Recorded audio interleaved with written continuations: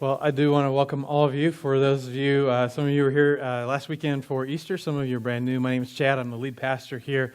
And I've been extremely excited about this particular series because I know for some of you, especially if you're not a church person, wherever you just freaked out, you thought you were coming to a TED Talk, music, and why are we singing? But there's an expression that happens for people that have formed this community and what we're trying to actually accomplish through music. But the good news for you is it's okay if you didn't know the words or the music part is done. What we're getting ready to kick off today, I've been excited about for quite a long time. Actually, it began last year. I'm one of those, I love to learn, so I love to read. In fact, it's almost half and half. I probably read more nonfiction as it pertains to leadership and science and philosophy and those things, as well as faith-based leadership types of books and just personal growth, because I want to grow as a man, as a husband, as a person. But one of the individuals, there's several individuals that I like to listen to their various podcasts. One of them actually is a church leader.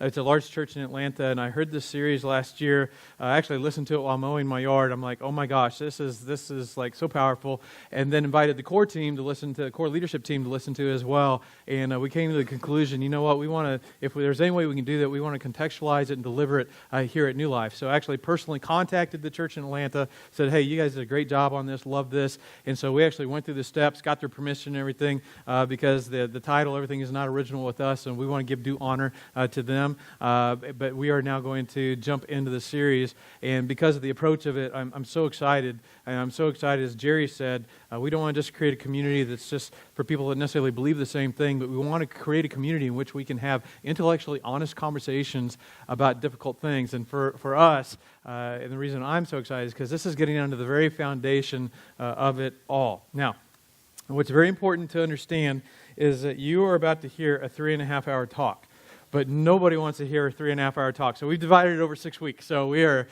take a breath, you will make lunch before the Baptist, but this is going to be a conversation, okay? So this is going to be ongoing, it's going to build as we work through.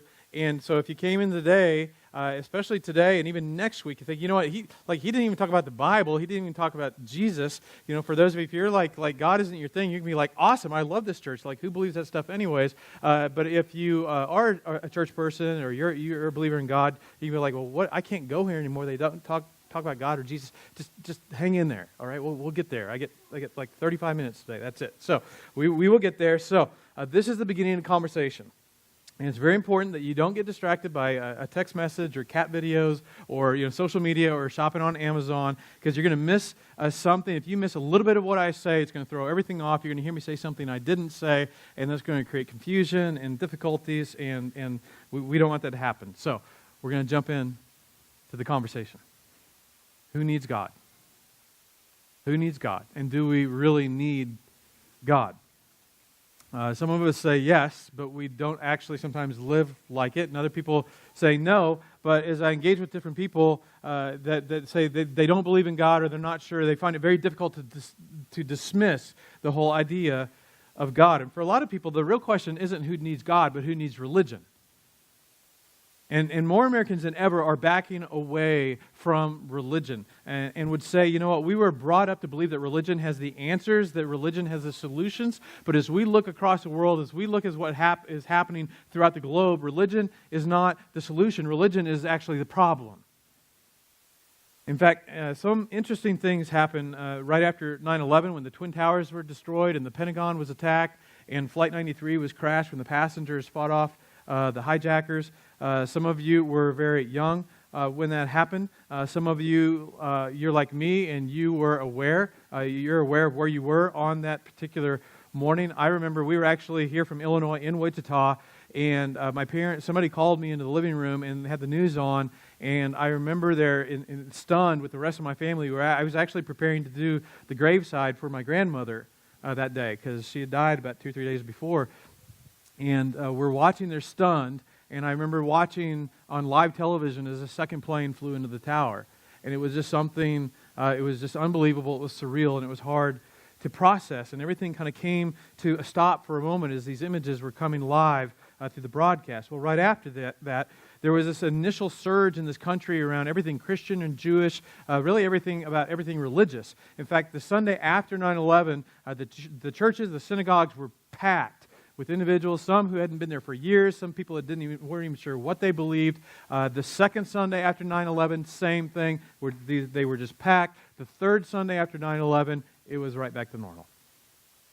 Well, then something else began to happen in our country like never before. There suddenly began to build an anti-religious surge within our country. And in fact, immediately following 9/11 was when Sam Harris began to write his book that became famous. It's called The End of Faith. And the subtitle of this book is Religion, Terror, and the Future of Religion. And this particular book was a scathing critique, not just of Islam, because, that was kind of the focus of what was going on around 9/11, but of all religion.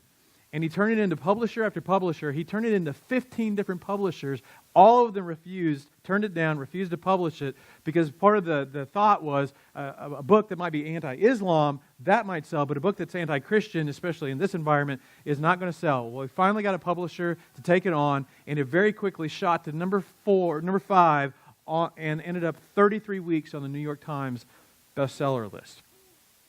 Now, Christians hated this book. In fact, he got so much negative response that he actually wrote a follow-up book, a letter to a Christian nation. And it addresses specifically Christianity and Christians, basically saying, you're the problem. You're the problem. The same year that this book came out, this was 2006, Richard Dawkins came out with his famous book. You may have heard it, you may have read it, called God Delusion.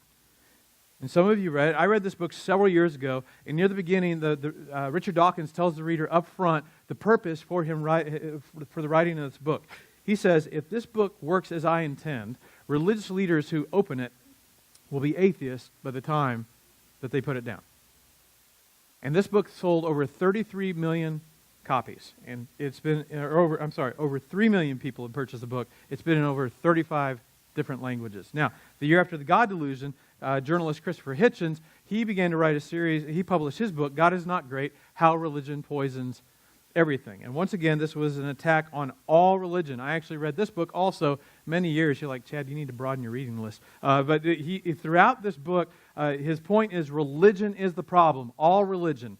Hitchens states, we keep on being told that religion, whatever its imperfections, at least instills morality. On every side, there's conclusive evidence that the contrary is the case, and that faith causes people to be more mean, more selfish, and perhaps above all, more stupid.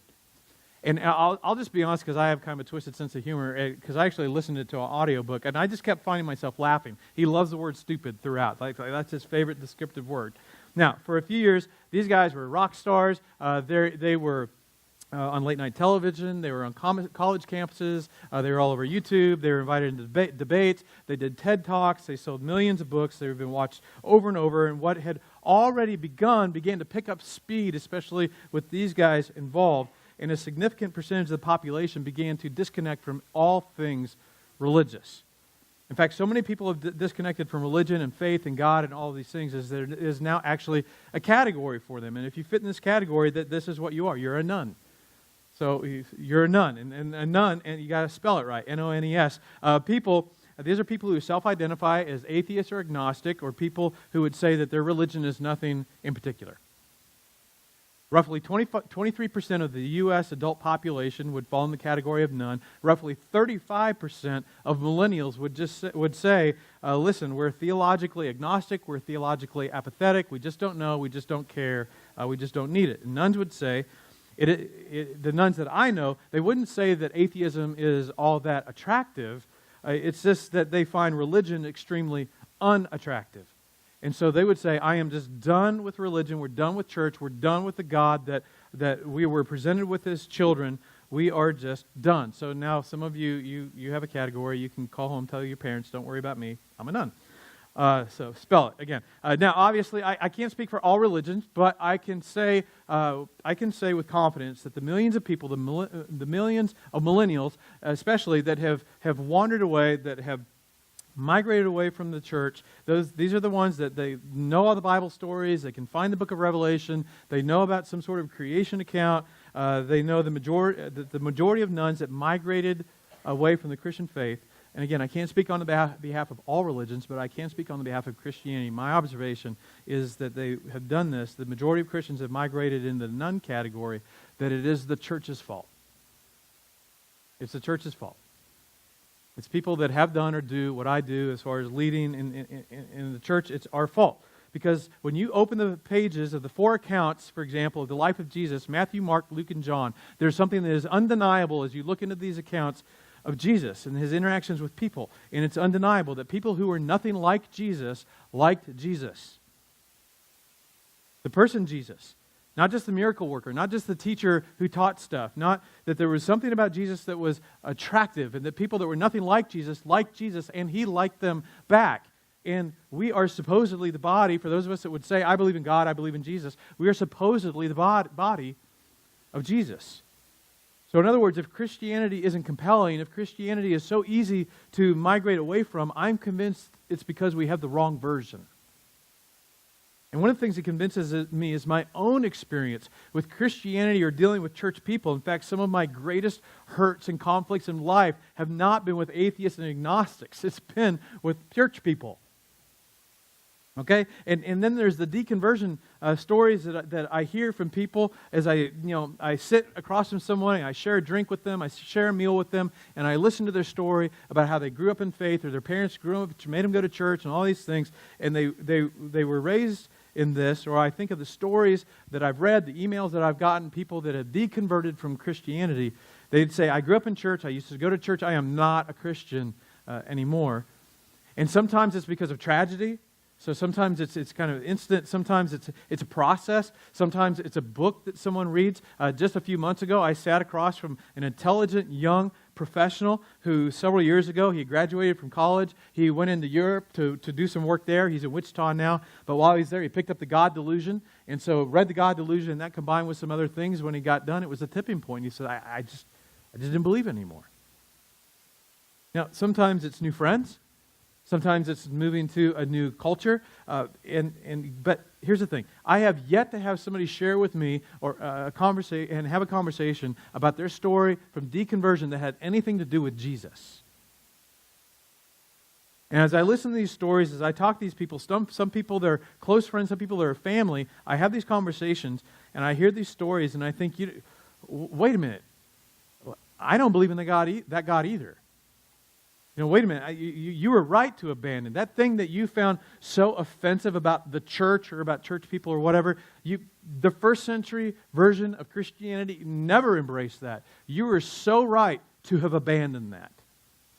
I would have abandoned that too. And it's probably something that the Christian faith should have walked away from a long time. So for the next few weeks, I'm going to try to correct that. I'm going to address this. And to begin the discussion, the starting point that begins today, which starts for the next few weeks, is to begin today with an update on atheism. In fact, today's message is called Atheist 2.0. And the reason that we're doing this is not because so many people have begun to check the atheist box or stepped across that line, but because so many people have begun to step toward that line. And now this is very, very important. It's important that you understand this. That when you step away from faith, you cannot step away from something without moving towards something else. So it's important to understand what you're stepping towards. And the good news is I'm not going to use the Bible to define any of this. I'm not going to offer any faith-based ideas in response to fact-based questions. Individuals such as Christopher Hitchens, Sam Harris, Richard Dawkins, and others, new atheists, they have written all these books and articles, and they have defined for us the new atheism. And so today, Atheist 2.0. And what we're going to discover today, especially if you're someone or there's somebody in your life, they would consider themselves a none. And here's what I would want an individual like that to understand. Here's what they would want an individual to understand. That atheism is not simply disbelief in God.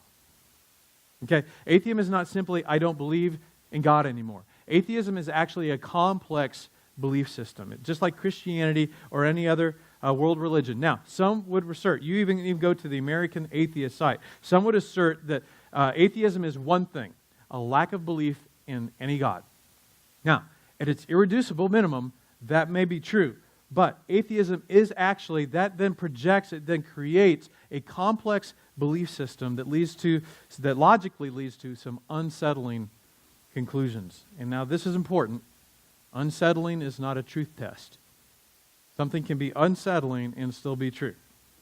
For example, I remember one of our sons, we had 4 sons, and one of them, he was like pre-puberty. I just remember one day, my wife and I are sitting on the couch, and we hear somebody coming up the basement stairs. Well, my son had been downstairs taking a shower, realized he had forgotten a towel, and just came up dripping wet, butt naked, came out, got his towel, turned around, and went back down. I just remember my wife got really wide-eyed, looked at me and said, "When did that happen?" Puberty had happened. Okay, so that was the context. Now it's like, okay, dude, you're not a kid anymore. You can't be running around naked. You got to cover your stuff. So something can be true and unsettling. Okay, so unsettling is not a truth test. So today is just about simply updating what does it mean to be an atheist in the 21st century. But to be authentic, I have an agenda, and my agenda is this.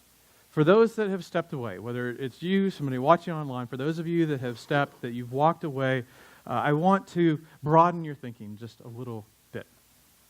Because you cannot step away from one thing without stepping toward something else. So today is not an argument for Christianity. Today is not an argument against atheism. It's not an argument for God. Today is just a Okay, so today is just a reminder, and as a reminder, it's the beginning of an extended conversation. So again, no cat videos or Amazon. So for the rest of the few minutes, this is the starting point. I'm going to give you 6 basic key tenets of atheism.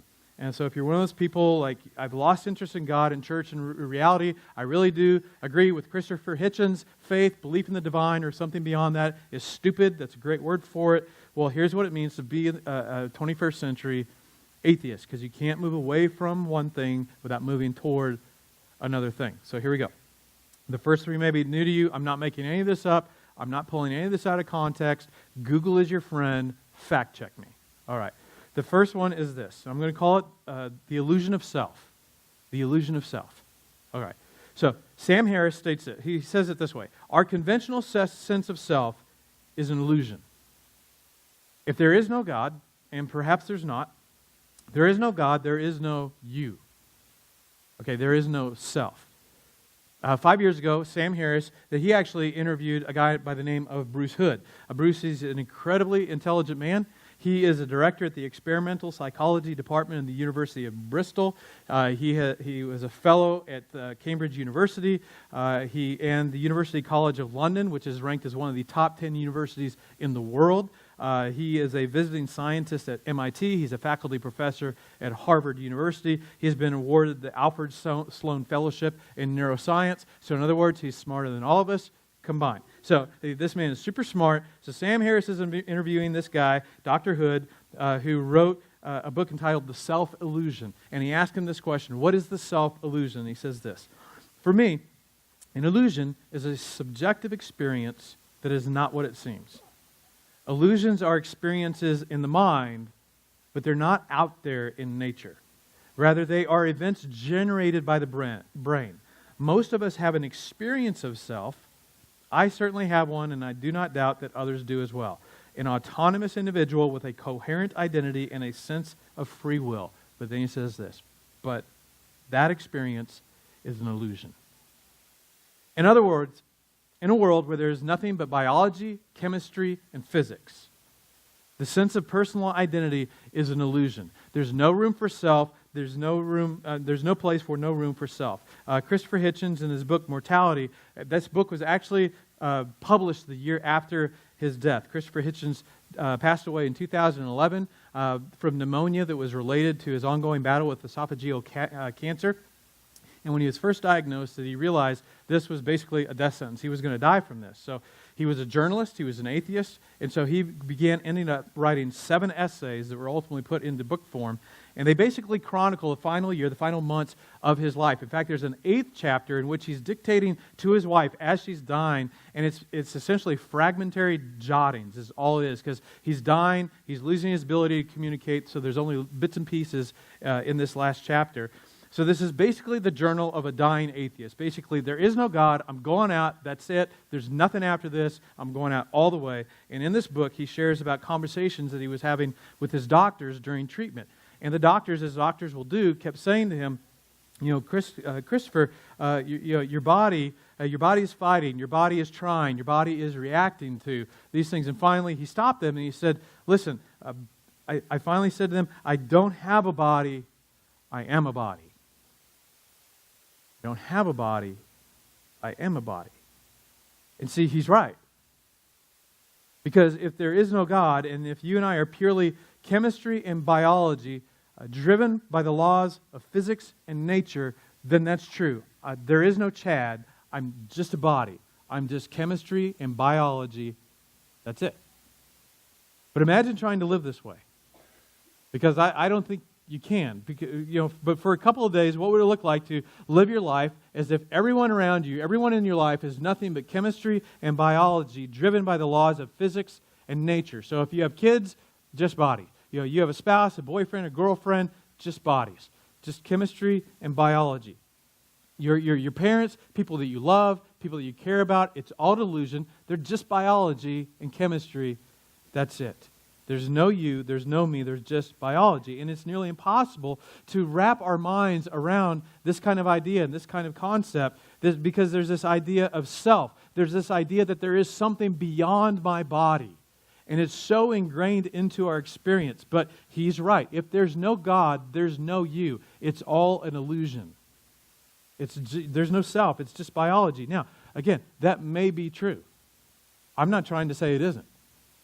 That may be true, but it's just one of those uncomfortable conclusions that you have to embrace, that if there is no God, then this is what reality looks like. The second one is connected. That's the illusion of free will. That in a world that is governed by the laws of physics, there is no room for free will. Everything is determined. Everything. Now, you may have experienced that somehow you freely chose what you did or did not do last night, that you freely chose what you did or didn't have for breakfast this morning. You may have the experience that you somehow chose your educational path or chose your spouse, chose your boyfriend, your girlfriend, the boyfriend, girlfriend you're trying to get, whatever it is. You think you're freely choosing that, but that is not, that's an illusion. It's all determined. It's called determinism, that every decision you make is determined. The idea of free will does not coalesce in a universe that is driven and controlled by the laws of physics. Okay? In fact, 2 years ago in a podcast, Sam Harris, he was kind of complaining about how oftentimes he's misquoted, especially by Christians. They pull him out of context and they misquote him. But then he kind of chuckles to himself and he says, you know what? Actually, though, I have no right to criticize my critics. They can't help it. Okay? It's predetermined. I mean, they don't have any choice in the matter. So every decision that you've ever made that you believe that you freely chose is an illusion. So Stephen Hawking, he's brilliant. Many of you've seen the movie, The Theory of Everything. It's a fascinating peek into his story. Stephen Hawking, he suffers. He's the one in a wheelchair. He suffers from ALS, but he still has this amazing mind. Again, smarter than all of us put together in the room. He's idolized by the great Sheldon Cooper. So you got that. Hawking believes in determinism. Okay, and so some years there's an essay, there's a lecture, and he's basically saying that everything in the human experience is determined. But then he jokingly says this: I have noticed that even people who claim everything is predetermined and that we can do nothing to change it, look before they cross the road.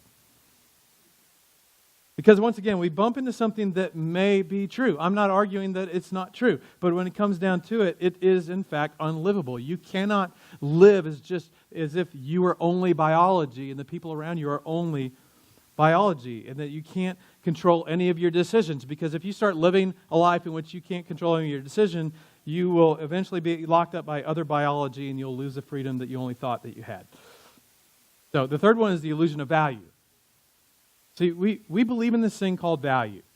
We all experience this. We leverage the idea of value all the time. Financial value, right? Is this worth this? Should I spend on this? The value of people, the value of work, the value of exercise, or the value of eating and not exercising. There's this whole concept of value, but it's not scientifically possible or plausible. You can't put it in a box. You can't put it under a microscope. In a world governed by physics, it's an illusion. Yet it's something that we leverage and we talk about all the time, including right now in this conversation, but it's an illusion. There is no actual value. There is only ascribed value. There is nothing that actually has value. It's just that in my predetermined way of living, I ascribe value to things. Now, this illusion of value combined with the illusion of free will is actually a really, really big deal. It's actually very important, especially when it comes to justice. Because in a world where there is no God, we don't need God, there may be no God. In a world where it's just physics, chemistry, and biology, there is no actual justice. Justice is an illusion. See, the moment we reach outside of our biology to try to hold other biology accountable to whatever our sense of justice. See, and there are people, for example, where it's not uncommon in our culture, especially if somebody would identify themselves as a nun, they would say, and maybe I've said this before, like, listen, you can have your truth, you can have your beliefs, I can have my beliefs. You believe what you want to believe, I'll believe what I want to believe. You have your truth, and I have my truth. You're free to believe that. And it's not uncommon, again, for people to say that, I have my truth, you have yours, now you leave my truth alone, I'll leave yours. And that we when this comes to our bodies, our sexuality, to our money, to how we leverage power or influence, our sense of right and wrong, all of this, you have your truth, I have mine, and there's no such thing as universal truth. And you know what? That works when it comes to truth. But the fascinating thing is this does not work when it comes to justice. Because you'll never hear anyone say, hey, I have my justice and you have your justice. Don't try to impose your justice on me, and I won't try to impose my justice on you. Because when it comes to truth, you can have your truth. But when it comes to justice, I want you to be accountable to my sense of justice. In other words, if another form of biology somehow has done something, said something that has violated us, we have perceived it, we've been violated, we've been wrong, we've been injured, we've been insulted, somebody that we think that we love, because that's an illusion, but we love them, and they have somehow been wronged or whatever, we want them held accountable. Suddenly there's no interest in, free will is just an illusion, they were just simply operating out of their own sense of truth and their own sense of right or wrong. No, we want them held accountable, right? But I'm telling you, if you extract theism, when you extract God from the equation, and we are left only with physics, biology, and chemistry, there is no such thing as value. It is might makes right. It is survival of the fittest. It is the stronger get to dictate to the weaker what is and what is not justice. There is no universal truth. It is all an illusion. Now, here's the thing. That may be true, but you can't and you won't live that way, and neither will I. See, because as soon as you open your mouth, as soon as you begin to argue or push back against that, you begin to dip into this tangible thing that is outside of biology and try to tap into it. It's invisible, you can't put it in a box or a microscope, and yet it feels so real that we can't even have a conversation about it. Now, those are the first three. The next three I'm going to go through real quick because they've been around, communicated for a while, and I want to respect our time. But these are kind of the basic tenets of atheism. So, number 4, that something came from no thing. Something came from nothing. This is the mystery. This is the big mystery. What happened before the Big Bang? And you can't say before because there wasn't before, because that's time, and there was just the Big Bang, so nothing happened. But suddenly there wasn't time, matter, and space, and suddenly there was time, matter, and space. And then there are the laws of nature, and there are laws of physics that govern all of those things. But before that, and you can't say before because there wasn't time. In fact, Richard Dawkins says this: cosmology is waiting on its Darwin.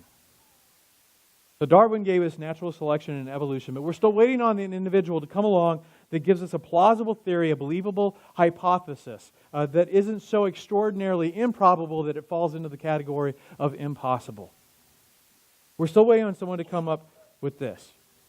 That we're still waiting to come up with someone with a theory, to come up with a theory of why anything exists. And you believe, and maybe it's true, that there was nothing and then there was something. The 5th one is that first life emerged from no life with no help. The first life emerged from no life with no help. And again, You and I studied this in school, at least if we went to a secular school. You and I have read or heard, and this problem seems so simple because we're so far away from this problem. I mean, how far away can you get from something than first life, right? So we're far away, and the farther you're away from a problem, and this is a logical understanding, the further away that you are from a problem, the simpler it seems. And so we get far away from this problem, but here's the thing. The simple life may seem like a simple problem, but it's not. Because even the simplest form of life is extraordinarily complex. And so if you push God out of the picture, and again, this isn't an argument for or against, if you believe that first life emerged from no life with no help, that first life became what Francis Collins, who's the head of the Human Genome Project, terms the digital elegance of DNA. This is what you embrace. The last one is number 6, is that natural selection is responsible for all life after first life. That all life forms, all the varieties that we see, all the varieties that have come and gone through the years, that natural selection is responsible for all life after first life. Now, at the end of the God Delusion, Richard Dawkins, he's making his case for natural selection, and he's trying to drive home this idea that this unguided, purposeless, but somewhat focused thing, this invisible, this is all the reason why you're here. He summarizes natural selection, and honestly, if you read it, and you can Google it and just look up this part of the book by itself, when you read it, you might think that he's almost making fun of evolution or natural selection. So he's trying to bring some life to this emotion to this sort of lifeless conversation. We were going to bring it up, but it looks like we may be having technical difficulties. So I'm going to read you this quote. And again, this is from Richard Dawkins himself in context. He says, think about it. On one planet, Earth, and possibly only one planet in the entire universe, molecules that would normally make nothing more complicated than a chunk of rock gather themselves into chunks of rock-sized matter of such staggering complexity that they are capable of running, jumping, swimming, flying, seeing, hearing, capturing, and eating other such animated chunks of complexity, capable in some cases of thinking and feeling and falling in love with yet other chunks of complex matter. Now again, when you read it, it's like, are you making fun of natural selection or evolution? And he's not. He's just trying to bring life to this conversation, and in his own creative way, he's just trying to make us go, wow, that's amazing. And then he finishes his statement, he says this, we now understand essentially how the trick is done, but only since 1859. And he's referring to Charles Darwin. Now, again, that may be true. It may be that just through this invisible force that we refer to as natural selection, that all life forms that have ever existed, and every life form that exists now, all those that have existed, those that have become long extinct that we don't even know anything about, that all of these came through this process of natural selection. Now, I'm going to wrap up. But before I do, I just have to say this. Beginning in college, one of the things that I'm hardwired to is I just love to learn. And so this is one of the areas, since even before college, but especially during college, I've read, I've studied, I've read all of these books over the years, and I study this interesting stuff. I personally find it impossible to not talk about natural selection and describe it without it beginning to sound like an invisible personal force with an agenda. It's almost impossible not to load the discussion up with things that personify this invisible, relentless focus, like won't be stopped, disciplined force that resulted in the earliest forms of RNA and then DNA to the point where we have the world as we see it today. But perhaps that's how it happened. That's how we got here. Now, if you're someone that is lost or losing your faith in God, my hunch is it doesn't really have anything to do with that. My hunch is that if for these individuals, as I've had these conversations, it isn't that at one moment they had this huge, extraordinary faith and God was faithful and whatever, and then one night I went to sleep or I read a book and I woke up the next morning and it was done. I just suddenly didn't believe it, just went away overnight.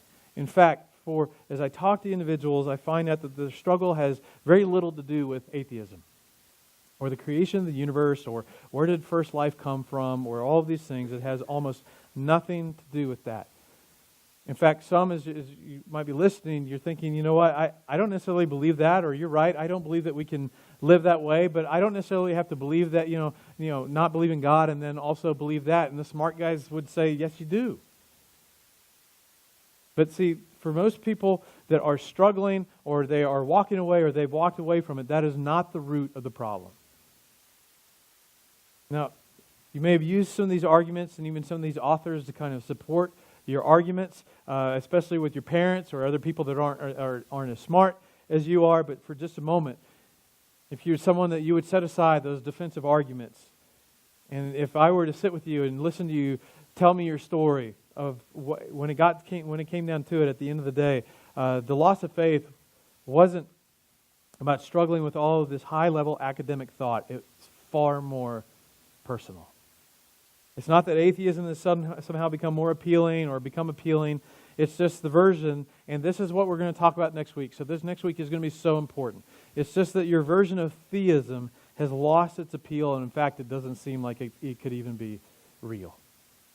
And it's not, as I talk to people, that somehow they've gained this new love or this infatuation with atheism, and it's not that they find it more appealing. It's just that the current version of faith, the current version of religion, the current version of Christianity especially that they grew up with, has lost its appeal, lost its relevance, and at times seems like it couldn't even be true with all that science is telling us. In other words, you've lost or you're losing your faith, and again, I'm going to do my best next week for those that will hang in there. I'm going to do my best to convince individuals that the God that you quit believing in is a God that you should have quit believing in a long time ago because He doesn't exist. And as arrogant as it may sound, next week, I believe that individuals will discover perhaps you had the wrong God and absolutely right to walk away. So, again, my purpose today was simply to shine my light on an alternative that may be true, but it is the only alternative. And it may be true that your sense of self, every decision that you've ever made, it may be true that it was all an illusion. And maybe the sense of love, this thing called love that you feel towards other individuals, towards family members or friends or children or grandchildren, your parents, all of this, you imagine love. It may be true that we live in the matrix. It's all an illusion. It's possible that there's no absolute truth. It's possible that there's no absolute justice. It's possible that the thing that we keep trying to appeal to make things fair and just and make things even and make sure that people are treated fairly and correctly, that it is all an illusion. Because if there is no self, there is nothing, there is no you. We are simply chemistry. We are just simply biology driven by the laws of physics and nature. But here's one thing that I know that we all share in common. We hope not. We hope that there's more. We hope that we're more. But, and I can't overemphasize it, our only hope for that, your only hope for that, is God. So who needs God? Perhaps we all do. So next week is the God that doesn't exist. And again, not only do you need to be here, but you have atheists, you have agnostic, you have skeptic friends, you have friends that have walked away from the faith. I'm going to talk next week about the childhood version that many of us grew up with, the childhood version of God that is not sustainable under the pressures of adulthood or science. And we're going to talk about that next week. So don't miss it. Don't come alone. Bring a friend, especially if they're atheists or agnostic, because this is for them. This is for you. And this is for those of you that there are some of you that there are most of you in this room, you would say, I actually do believe in God. I actually do believe these other things. And so this is important for you so that you can be equipped to engage in intellectually honest conversations with people that don't believe like you do. But next week may be one of the most affirming talks that some people have ever heard about church and about their faith or their walking away from God. So I'm going to end with this. For those of you that you're new, as was mentioned at the front of the service, we want to be an authentic community. We want to be a place where we can deal openly and honestly with questions, and we don't want anybody doing life alone. And so even if you don't necessarily believe all the things that we believe, there's still a way you can still get connected So we encourage you, whether it's getting involved on one of our serving teams, or there's a table out there that says life groups. And if you go to that table, there's a chance where you could sign up just to get connected with some other people. And the way the life groups function is the notes that you walked in with, you just deal with those three primary questions. What did I learn today about myself? What did I learn today about God, or the God that may or may not exist? And what do I do about it? And then that guides the discussion. There's also XP groups out there, from trail riding on mountain bikes to rock climbing and some other options where you can just go have fun with people. Don't even have to talk about God and faith. You can just go have fun, fall off walls with people. It's a lot of fun. I would encourage you to just take that step and get connected, all right? And then the last thing, it's more of an in-house thing. I will say, I'm just going to announce this publicly, in 2 weeks on Sunday afterwards, for those of you that you are interested in our work with children, you are working with children, or you're the parent of children that are involved in our program here, we're going to have pizza afterwards, and we're going to connect afterwards so that we can have just some conversations about where we're going from here. Okay, so that was kind of an in-house thing, but I had a captive audience. So, all right, you guys are dismissed. So thanks for being here this weekend.